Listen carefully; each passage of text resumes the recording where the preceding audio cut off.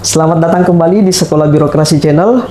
Hari ini kita akan membahas tema yang sangat menarik, yaitu siapa yang layak memimpin pemerintahan Indonesia di tahun 2024 bersama narasumber kita, Bapak Profesor Dr. Sangkala MA. Beliau merupakan guru besar dari FISIP Universitas Hasanuddin. Sedikit tanggapan Prof mengenai judul yang akan kita diskusikan ini.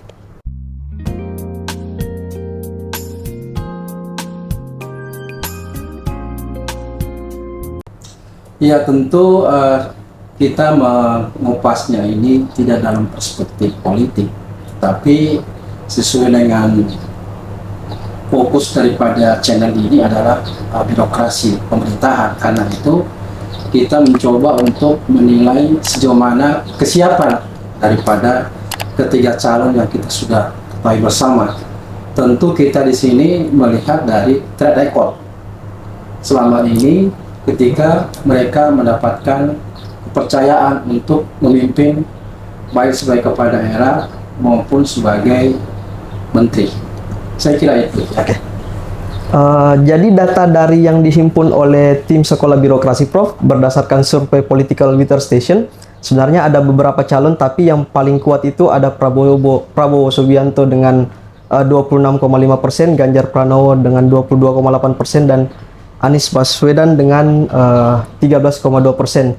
Jadi survei yang dirilis oleh PWS ini dilaksanakan pada periode 13 hingga Agustus 2023 di 24 provinsi. Serta ada beberapa survei lain seperti indikator politik, di mana mereka merilis hasilnya Prabowo Subianto unggul dengan 36,8%, sementara Ganjar Pranowo dengan 35,7% dan Anies Baswedan dengan 21%. Dari data tersebut Prof, mungkin Prof bisa memberikan kami pencerahan bagaimana apakah faktor kepemimpinan ini berpengaruh dengan elektabilitas para calon. Silakan Prof. Tentu kita tahu bahwa konstituen itu kan memiliki preferensi yang berbeda, biasanya terkait dengan latar belakang si pemilih. Nah, kenyataan yang kita lihat bahwa banyak pihak yang pemilih itu tidak atau kurang memperhatikan aspek kapasitas sebagai pemimpin, ya, terutama dalam kaitan dengan memimpin birokrasi. Karena itulah karakteristik masyarakat kita yang seperti yang kita selama ini amati, lebih banyak memang faktor-faktor bersifat primordial, ya, sehingga kajian kita mengenai bagaimana kapasitas mereka dan melihat latar belakang mereka selama ini memimpin menjadi pertimbangan utama di dalam memilih presiden di saat pemilihan itu. Sehingga saya kira menjadi penting untuk kita juga lihat dari perspektif ini, supaya kita memberikan pemahaman kepada masyarakat bahwa pemilihan presiden itu tidak berhenti di pemilihannya. Ya, betul. Tapi bagaimana setelah dia terpilih? Karena ini kan kita beri amanah kepada dia untuk membawa Indonesia ini tentu lebih maju. Apalagi kita melihat bahwa di Indonesia ini pemerintah dalam hal ini nakodanya adalah presiden menjadi faktor yang sangat menentukan maju tidaknya negara ini.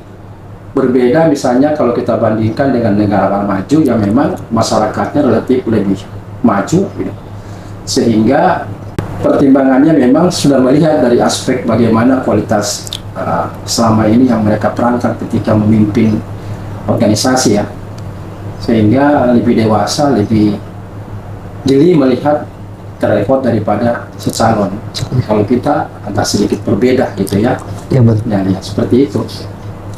Jadi kalau mengingat dari pengalaman dari calon presiden ini Prof, Ganjar Pranowo gubernur 2 periode, sementara Anies itu gubernur 1 periode dengan Prabowo sebagai menteri pertahanan, kira-kira ada tidak kaitannya masa jabatan mereka terkhusus dalam bidang tata kelola pemerintahan? Apakah ini mempengaruhi Prof performance mereka nanti kalau misalnya terpilih menjadi seorang kepala negara?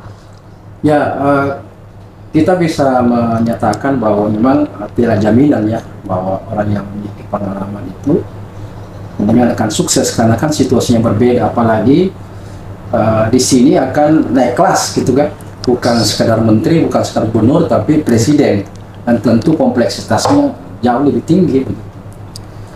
Nah, memang kalau kita lihat selama ini di lapangan bahwa memang seperti kalau kita mengambil contoh Jokowi kan, itu kan berangkat dari wali kota Solo kan, 2 periode kemudian jadi gubernur, kemudian jadi presiden. Nah, ini tentu modal dasar bagi beliau untuk memimpin negara ini, walaupun dalam skala yang lebih besar gitu ya. Nah, melihat track record daripada calon ini, memang yang paling lama memiliki pengalaman di pemerintahan memang yang Ganjar Pranowo, karena sempat 2 kali gubernur ya, Prof. dan Anies Baswedan sekali, dan Prabowo belum pernah sama sekali kan. Memang dia sukses di dunia bisnis, tetapi pemerintahan kita tahu itu memiliki suasana, lingkungan, dan dinamika yang sendiri. Sehingga kalau kita mencoba untuk melihat, saya kira dari perspektif pemerintahan, maka tentu Ganjar Pranowo lebih memiliki banyak pengalaman, walaupun dalam skop yang lebih kecil ya. Dan Anies juga memiliki pengalaman selama 1 periode. Sementara Prabowo ini pengalamannya di organisasi di level kementerian gitu ya. Tentu ini berbeda-beda tantangan dan bagaimana menyikapinya dan menghadapinya, dan cara memimpinnya juga berbeda begitu ya. Oke, saya lanjut Prof. Ini terkait dengan kinerja para calon. Dari data yang kami kutip, Direktur Eksekutif Parameter Politik Indonesia mengatakan bahwa Ganjar memuncaki elektabilitas Capres 2024 karena sosoknya yang disukai oleh masyarakat karena kinerja yang sudah terbukti. Ia mengulas sebanyak 26,2%. Responden menyatakan bahwa Ganjar memiliki kinerja yang terbukti.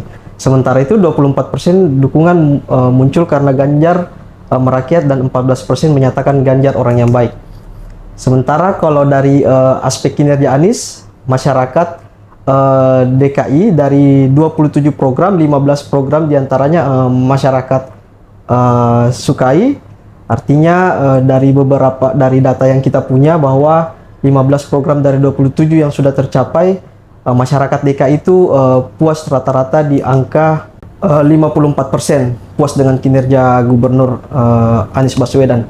Sementara Prabowo sendiri Prof memuncaki 10 menteri dengan kinerja yang paling baik berdasarkan data November 2022. Tanggapan Prof bagaimana? Ya, jadi ada relevansi dengan apa yang saya sampaikan sebelumnya, pada akhirnya memang kinerja yang menjadi indikator ya. Dan terlihat bahwa untuk survei terakhir ini Ganjar Pranowo memang memuncaki klasemen sementara dengan penilaian karena kinerjanya bagus gitu kan. Yeah. Jadi saya kira ini kembali lagi bahwa track record itu merupakan salah satu ya pertimbangan penting dari masyarakat terkait dengan siapa di antara bakal calon itu yang akan dipilih nanti ketika kontestasi itu berlangsung. Nah, tentu kalau misalnya kita lihat hasil menunjukkan bahwa tingkat kepuasan terhadap Anies Baswedan itu memang didominasi di DKI Jakarta. Ya. DKI Jakarta. Namun tidak tahu nanti kalau di seluruh Indonesia tentu ini akan berbeda-beda.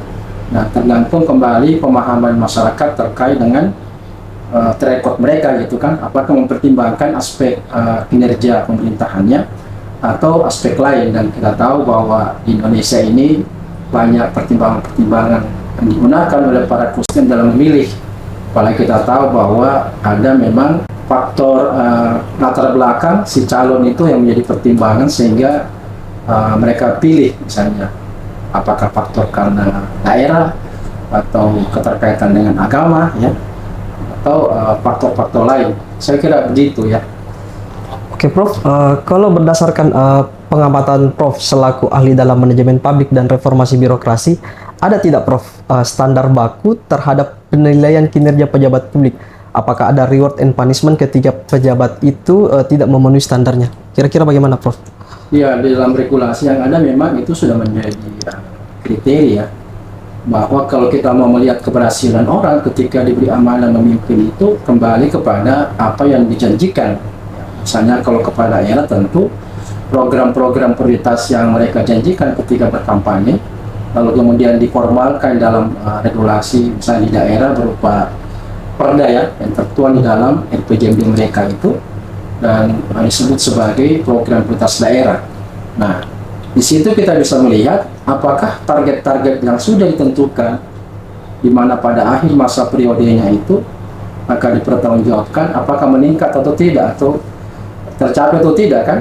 Nah, kalau tidak berarti calon atau kepala daerah tersebut ya ada kemungkinan dari perspektif manajemen pemerintahan itu akan mengalami hal yang sama kalau tidak mau belajar dari itu, apalagi ini kan skalanya nasional, tentu lebih kompleks gitu kan. Nah, semuanya begitu. Kalau misalnya Prabowo karena menteri, nah kita lihat seperti apa target-target yang diberikan oleh presiden kepada dia dalam memimpin kementeriannya itu, apakah tercapai atau tidak gitu kan. Demikian juga kepala daerah. Jadi kembali lagi kita baca seperti apa capaian di dalam kinerjanya. Nah, kadang-kadang kita sebut dengan perjanjian kinerjanya gitu kan. Kalau menteri kepada presiden, tentu kalau kepada daerah kepada rakyatnya melalui DPRD-nya. Tapi kalau komitmen kepala daerah itu Prof, tentang aspek reformasi birokrasi itu dari 3 calon Prof melihat ini seperti apa? Bagaimana komitmen mereka? Nah, ini yang jadi problema karena reformasi birokrasi di Indonesia ini yang digawangi oleh Kementerian PAN-RB itu, kalau kita melihat data, ya, karena kan kalau kita melihat juga sasaran daripada RB itu kan tertuang di dalam peraturan menteri gitu kan. Misalnya bagaimana hanya korupsi, indeks korupsi bisa diperbaiki, kan daya saing daerahnya misalnya lebih bagus, ya kan, kemudian efektivitas pemerintahannya juga bagus. Nah, itu kita bisa lihat, tapi memang reformasi birokrasi ini masih sebuah usaha kerja keras, apalagi nanti ketika dia akan menjadi presiden. Nah, ini saya kira belum banyak. Karena itu kalau kita lihat Jokowi dalam proses pemerintah di periode kedua di 2 tahun terakhir ini, beliau merubah sasaran strategik itu yang memang merasakan bahwa reformasi birokrasi ini harus dirasakan manfaatnya oleh masyarakat. Karena itu beliau merintahkan supaya dalam 2 tahun terakhir masa periodenya ini reformasi birokrasi itu mengusung tema-tema tertentu, khususnya yang berdampak kepada masyarakat, yang memiliki relevansi dengan kondisi negara kita yang baru saja mengalami pandemi, dan tentu berefek pada kemiskinan tentu, sehingga ini menjadi perhatian, sehingga reformasi birokrasi diarahkan ke arah sana. Dan kita juga bisa melihat dari nilai sakit mereka, indeks sakitnya kan, sistem akuntabilitas pemerintah itu kita bisa lihat apakah nilai yang dia peroleh selama periode itu kategorinya sangat baik atau baik gitu kan. Nah, rasanya kalau dari sisi kementerian memang belum banyak yang masuk dalam kategori kalau skornya itu AA ya, tapi di provinsi itu sudah ada, dan Jawa Tengah sudah dapat A. Nah, sementara yang lainnya itu BB itu ya dianggap sudah baik, tapi belum optimal ya, masih perlu perjuangan, dan itu sangat kritis sekali karena disitulah terlihat bagaimana kepala daerah itu mengalokasikan anggarannya itu yang betul-betul bisa dipertanggungjawabkan, dan satu rupiah pun itu berdampak pada masyarakat.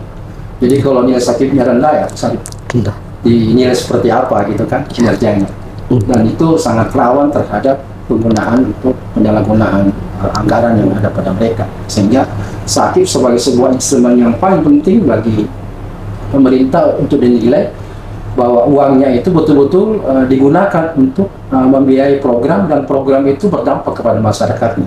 Jadi kalau nilainya rendah, pasti uang itu tidak optimal penggunaannya, dan itu bisa lihat bahwa seperti apa track record orang tersebut ya. Ini tadi sempat Prof membahas masalah sakit dengan nilai indeks. Saya langsung teringat Prof, bagaimana dengan ketiga instansi ini? Apakah mereka sudah menerapkan sistem merit berdasarkan aturan yang ada Prof? Ya, ini tentu harus kita kembali melihat data yang ada di KSN. Karena KSN itu yang memberikan sertifikat meritokrasi ya. Nah, tentu kita harus buka dulu datanya, apakah misalnya Ganjar Pranowo di Jawa Tengah dan Anies Baswedan di DKI itu sudah menerapkan merit system atau tidak.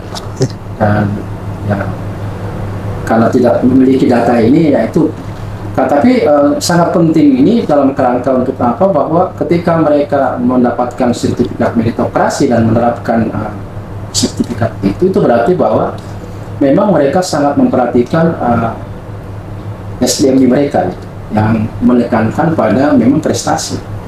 Karena dengan SDM yang mereka gunakan dan mengisi jabatan-jabatan penting di dalam birokrasinya itu berarti bahwa dia yakin bahwa SDM itu merupakan faktor penting di dalam meningkatkan kinerja mereka.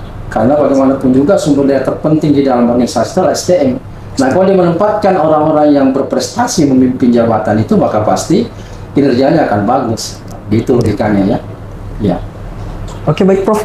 Ini berdasarkan data kemiskinan di Jawa Tengah per Maret 2018 itu di Jawa Tengah jumlah penduduk miskinnya ada sekitar 3,9 juta jiwa, dan di akhir masa jabatan Ganjar Pranowo di September 2022 menurun menjadi 3,86. Tapi secara jumlah penduduk memang mengalami kekurangan, tapi secara tingkat kemiskinan itu kurangnya tipis, sekitar 0,21 tingkat kemiskinan di Jawa Tengah, di mana rata-rata nasional yang tercatat itu sekitar 9,57 per September 2022, jauh di atas provinsi di Pulau Jawa lainnya, yakni sekitar 8,67. Wilayah termiskin adalah Kabupaten Brebes dan jumlahnya mencapai 290,66 ribu tingkat kemiskinan atau 16,05%. Penduduk miskin paling sedikit tercatat di Jawa Tengah sekitar 4,34 juta jiwa dengan tingkat kemiskinan 4,25%. Lalu berdasarkan realisasi APBD secara head to head memang baik Jawa Tengah dengan DKI dari 2018 itu Prof, DKI Jawa Tengah memiliki APBD sekitar 61 T, sementara di tahun 2022 meningkat menjadi 63,8 T. Sementara di Jakarta tadi 61,4 T, sementara triliun Prof. Sementara di akhir 2022 meningkat menjadi 63,8 triliun. Sementara Jawa Tengah di tahun 2018 periode awal kedua Ganjar masih 24,48 triliun APBD-nya Prof. Sementara di tahun 2022 meningkat atau turun menjadi 23,93 triliun. Sementara APBD Kementerian Pertahanan itu sekitar 106 triliun, kurang lebih sekitar 106 triliun, mengalami peningkatan atau peningkatannya terjadi pada tahun 2019. Nanti di tahun 2022 meningkat pesat menjadi 131 triliun. Menurut Prof, melihat data APBD yang ada di sini, bagaimana komitmen mereka terhadap penanggulangan kemiskinan? Nah, kita melihat bahwa DKI itu hampir 3 kali lipat ya kasih APBD-nya dalam pembangunan dibandingkan dengan Jawa Tengah. Nah, kita lihat seperti apa kinerja dalam kaitan dengan kemiskinan. Siapa yang lebih berhasil menurunkan tingkat kemiskinannya. Nah, data di atas menunjukkan seperti apa? Kalau berdasarkan data di sini, Prof, semua daerah itu karena berdampak COVID, jadi ada penurunan ada peningkatan kemiskinan. Kalau di Jakarta ini tercatat ada bisa kembali di recovery ya? Bisa di recovery kembali, Prof. Recovery seperti apa di akhir? Begitu nanti di akhir 2022 DKI meningkat di 2021 DKI itu APBD-nya 61,61 triliun, di akhir 2022 meningkat menjadi 63,8 triliun, sementara Jawa Tengah itu di 2021 25 triliun, di tahun 2022 itu malah menurun menjadi 23,93. Tanggapan Prof bagaimana? Kemiskinannya bagaimana? Tidak datanya mengenai bagaimana? Kalau angka kemiskinan di Jawa Tengah berdasarkan Maret 2021 itu tingkat kemiskinannya naik dari awal Ganjar masuk, di mana di Maret 2018 itu 3,9, dan di Maret 2021 itu malah meningkat menjadi 4,11 dan tingkat kemiskinannya itu mencapai tingkat tertinggi di 11,84 di tahun September 2020. Sementara di DKI, berdasarkan data yang kami himpun, tingkat kemiskinan di Jakarta itu tercatat sebanyak 393,13 ribu, sementara tingkat kemiskinannya itu tercatat sebanyak 3,78%. Pada akhir periode Anies, Prof, di September 2022, jumlah penduduk miskin itu malah meningkat menjadi 494,93 ribu orang, di tingkat kemiskinan menjadi 4,61. Artinya selama Anies memimpin, jumlah warga DKI di Jakarta bertambah 101,8 ribu tingkat kemiskinan atau bertambah sebanyak 0,83%. Bagaimana tanggapan Prof? Ya, jadi kita bisa melihat bahwa alokasi anggaran itu kan tidak semua diperuntukkan untuk kemiskinan ya. Dan yang kedua, saya kira ada memang pandemi yang mempengaruhi ya, karena hampir pada saat itu hampir 2,5 tahun itu memang banyak orang menganggur, sehingga itu menambah tentu angka kemiskinan. Tetapi kita bisa lihat bagaimana recovery-nya ya, ketika setelah normal kembali, nah, apakah bisa segera diturunkan atau malah bertambah gitu kan. Dan ini memang persoalan yang sangat penting karena periode kedua Jokowi pun dalam kaitannya misalnya dengan melakukan reformasi birokrasi yang tematik itu, memang yang pertama fokus pada menurunkan angka kemiskinan, bahkan termasuk yang miskin ekstrim gitu ya. Jadi memang ini penting menjadi program bagi calon presiden ke depan untuk tetap fokus pada menurunkan angka kemiskinan ini. Nah, sehingga masyarakat bisa menilai data ini mana yang paling berhasil, walaupun sama-sama menghadapi situasi yang seperti pandemi itu ya. Namun anggaran kan cukup besar gitu ya. Bagaimana kemampuan seorang pemimpin di dalam mengarahkan anggarannya itu dan fokus pada upaya bagaimana mencegah dampak lebih jauh daripada COVID itu. Dan kalau kita lihat secara nyata, dengan anggaran yang tentu tidak apple to apple, yang lebih berhasil menurunkan angka kemiskinan, DKI atau Jawa Tengah? Kalau dari data di sini, Prof, yang paling berhasil itu sebenarnya Jawa Tengah. Jawa Tengah ya. Jawa Tengah ya, dari segi menurunkan. Tapi karena Prabowo kan bukan kepala daerah. Kepala daerah jadi ya. Dan kementeriannya itu dalam istilah reformasi birokrasi itu adalah bersifat meso, kebijakan dan tidak langsung berhubungan dengan upaya penurunan angka kemiskinan. Gitu. Ya. Tidak masuk, tetapi kita bisa melihat bahwa apakah kinerjanya itu semakin baik menurut penilaian sakitnya mereka gitu kan, target-target tentukan yang diberikan kepada dia sebagai pembantu presiden, apakah di akhir-akhir sekarang ini itu meningkat dengan tentu anggaran yang cukup besar itu atau bagaimana? Nah, itu kita bisa melihat dan masyarakat bisa menilai bagaimana uang yang diberikan itu mampu digunakan secara optimal dan mampu mencapai target. Termasuk tadi kedua gubernur yang kebetulan menjadi kepala daerah dengan anggaran yang masing-masing mereka miliki, apakah mampu mereka free gitu kemiskinan yang ada di daerahnya. Nah, silakan masyarakat bisa menilai sendiri ya berdasarkan data. Karena kita melihat ini dari sisi program pembangunan yang merupakan bagian penting dari pemerintahan ya. Ya, karena dari data di sini, Prof, Jawa Tengah itu berhasil mengurang warga miskinnya menjadi sekitar 100.000 orang selama 4 tahun terakhir.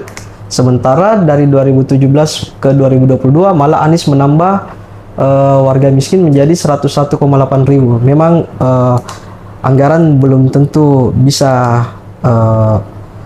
menyelesaikan. Positif, iya. Kan mampu menurunkannya itu mengenai tadi ketepatan program dan intervensinya berupa kegiatan apa yang spesifik untuk menurunkan kemiskinan itu kembali kepada kebijakan daripada kepala daerah. Jadi intinya di sini, Prof, adalah kebijakan kepala daerah mau atau tidak menanggulangi kemiskinannya ya. Jadi tergantung kembali apakah memang di dalam RPJMD mereka itu memang menargetkan kemiskinan untuk diatasi kan.